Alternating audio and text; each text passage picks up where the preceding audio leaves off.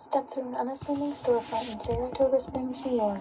The city's familiar bustle fade behind you as you sink into the creak of hardwood floors as your gaze is drawn toward a labyrinth unfolding, room after room swollen with stories. This is the Lyrical Ballad Bookstore, a place where literary ghosts linger and generations of readers, writers, and dreamers have lost themselves amid 200,000 volumes of wonder. If Saratoga Springs is a city of rejuvenation and history, then Lyrical Ballad is its literary heart, a beating, eccentric, improbable heart, packed between the brick walls of a former bank, sustained by decades of passion and community. Join us on this episode of Postcards Between Pages, where we'll explore the origins and enduring influence of this beloved bookstore, its role as a cultural touchstone, its connection to romantic poetry, its dazzling architectural quirks, and the stories, both rare and everyday, that have made it a national treasure for half a century. To understand Lyrical Ballad Bookstore, we must first time travel to two turning points. One, the late 18th century England, and two, Saratoga Springs in the early 1970s. Each would ignite a unique literary revolution, one in poetic form, the other in the shape of a quintessential analog bookstore. The bookstore's evocative name, Lyrical Ballad, is itself a tribute. In 1798, poets William Wordsworth and Samuel Taylor Coleridge published Lyrical Ballads, a collection that became the lighthouse for English Romanticism and transformed how the common person's voice sang through poetry. Their credo, to make poetry the spontaneous overflow of powerful feelings rendered in everyday language. Wordsworth's own explanation from the preface to the 1800s edition anticipated the ability of art to strengthen and purify the common mind, asserting that poetry should speak in the language really used by men. It was at once a democratization and a gentle rebellion that ordinary lives and local places were worthy of lyricism. Nearly 2 centuries later, John DeMarco, a Troy native and newly minted English literature graduate, stumbled upon his own bookish bounty, some 70-odd boxes of used books at an auction. Their abundance overwhelmed his small apartment in Troy, pushing him to rent space in Saratoga Springs, a city then on the cusp of reawakening from economic slumber. DeMarco, smitten by the Romantic movement spirit, chose the name Lyrical Ballad for his fledgling store, channeling Wordsworth and Coleridge's vision of art for the people. Small but telling anecdote repeated in local lore marks the beginning. The sign painter accidentally left the S off of ballads, and correcting it would have cost another $50, a serendipitous imperfection perhaps that foretold the eccentric spirit of the shop. It's easy now to romanticize this moment, a lone bibliophile with a poet's heart, boxes of orphaned books, and a vision of a business that it was as much a sanctuary as a store.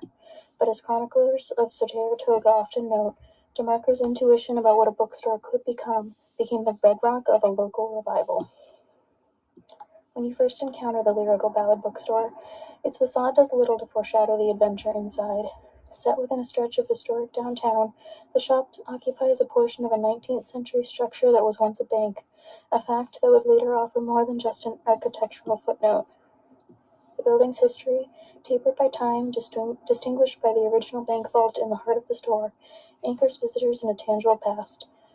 Many architectural design details remain: the barred vault door, thick supporting walls, high ceilings, and the patina of age that can't quite be replicated. In a city stitched together by Victorian gems, Italianate homes, and reminders of the Gilded Age, the presence of this building signals continuity. Violet Street itself, dotted with other 19th century homes and stories of immigrant communities, philanthropy, and reinvention, offers a fitting stage for a bookseller inspired by romantic ideals. Just as the store preserves thousands of physical books, its walls, including original woodwork, decorative metalwork, and vestiges of the bank's infrastructure, preserve a living, breathing piece of the city's history. The vault, handsomely repurposed as the rare book room, stands out as the store's beating heart, a secular tabernacle where literary treasures await discovery. But the true magic of Lyrical Ballad lies in what happens when you step inside its modest doors. A sense of scale tumbles away. What looks from the sidewalk like a small neighborhood shop is in fact a labyrinth. Officially, it houses 8 rooms, but as rival guests and seasoned regulars will insist, you can't actually count them.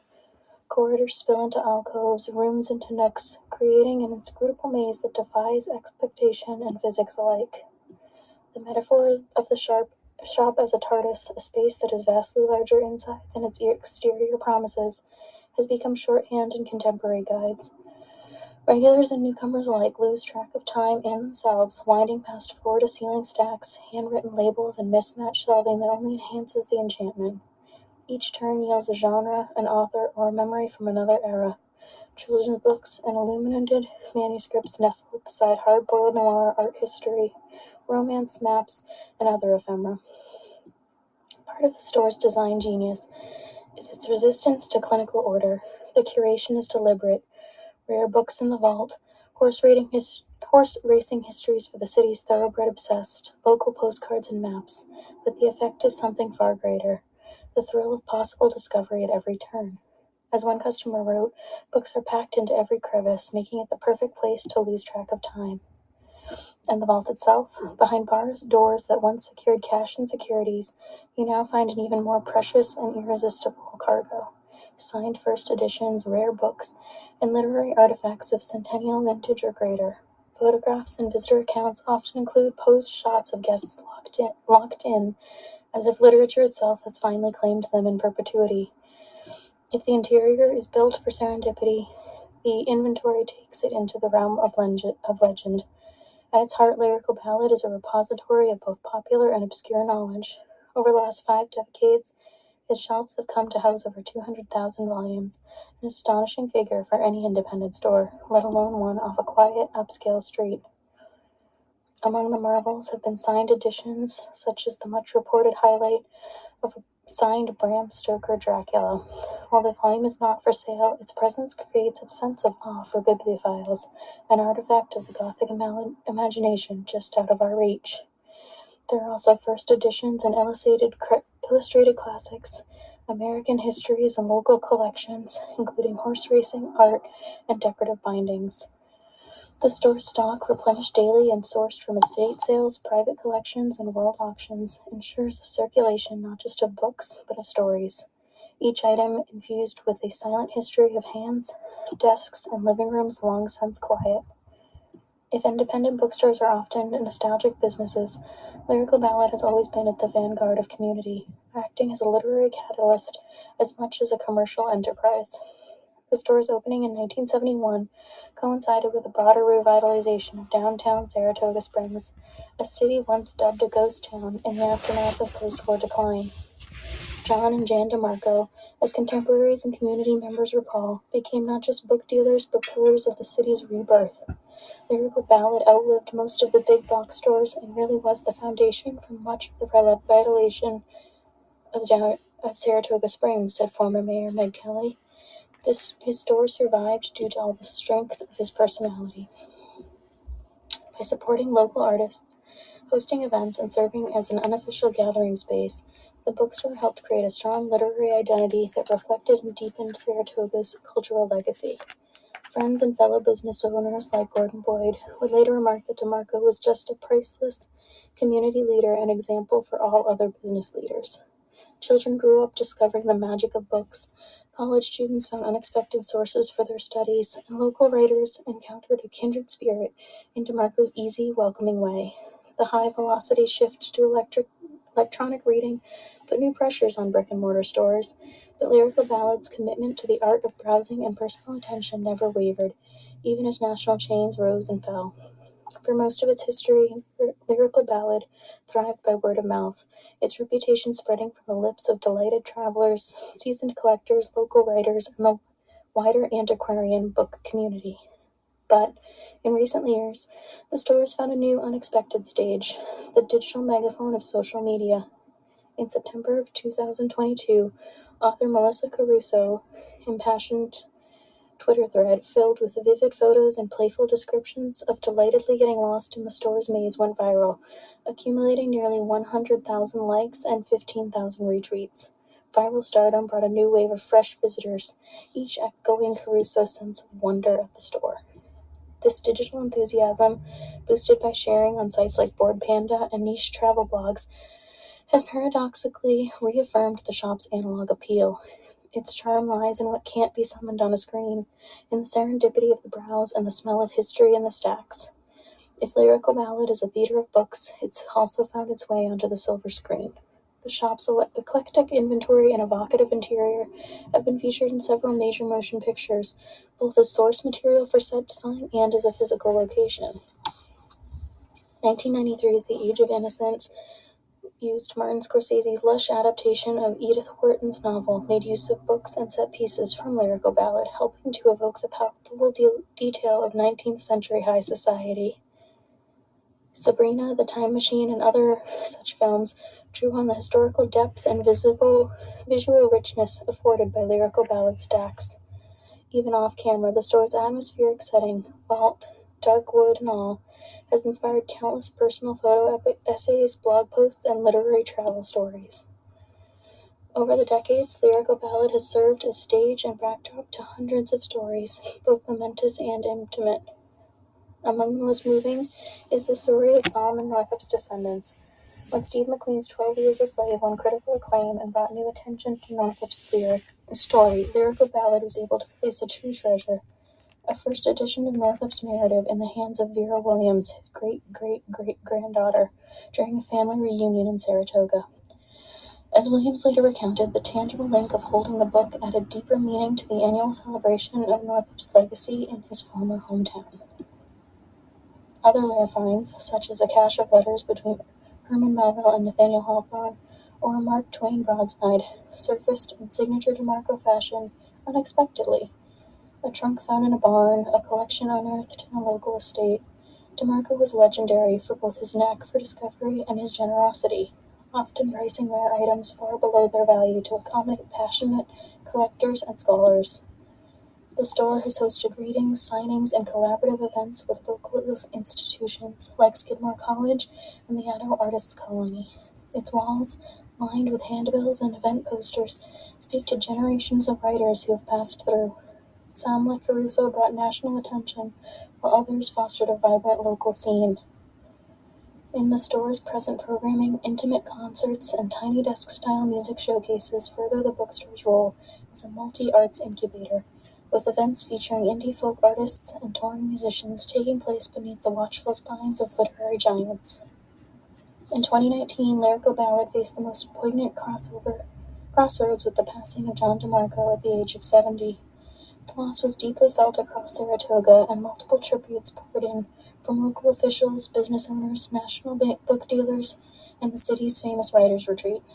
DeMarco was remembered as kind, thoughtful, and modest, every trait you hope to find in a good bookman, in a real friend. His legacy, though, was destined to endure. In June 2021, after nearly half a century as custodians, Jan DeMarco completed the transition of the shop to its new owners, Jason Zarillo, a longtime employee, and Charlie Israel, a preservationist whose own family roots entwined with Saratoga's history. Jan DeMarco was eager to keep the spirit of the shop alive. Having Jay step in would have helped maintain the shop's spirit. He knows the place inside and out, Israel said. Both new owners expressed a deep commitment to continuity, promising to honor the DeMarco's original vision, curatorial approach, and community-first ethics. Readers can rest easy. The store still breathes, adapts, and welcomes, its wandering spirit preserved as one owner's era yields to another. Today, the Lyrical Ballad Bookstore stands as both a time capsule and a living institution. Despite the challenges passed by ebooks, online retail, and the ever-accelerating digital sphere, the store continues to adapt and participate in contemporary culture. New events and partnerships keep the literary spirit lively. Music nights, poetry slams, and book launches blend with old-fashioned browsing and personal recommendations. The store supports local projects such as the Little Free Library, linked with community reading initiatives. The shop serves as an informal partner for local book clubs, public library events, and student-led reading groups at Skidmore and beyond. Advocacy for book arts, authorship, and historical preservation remains at its core. And of course, the viral moment in 2022 catalyzed a new generation of readers and wanderers, proof that even in the digital age, a mythic pull of a magical labyrinthian bookstore can spark curiosity and maybe a pilgrimage from far beyond Saratoga's city limits. The story of Lyrical Ballad Bookstore is, ultimately, the story of literary stewardship.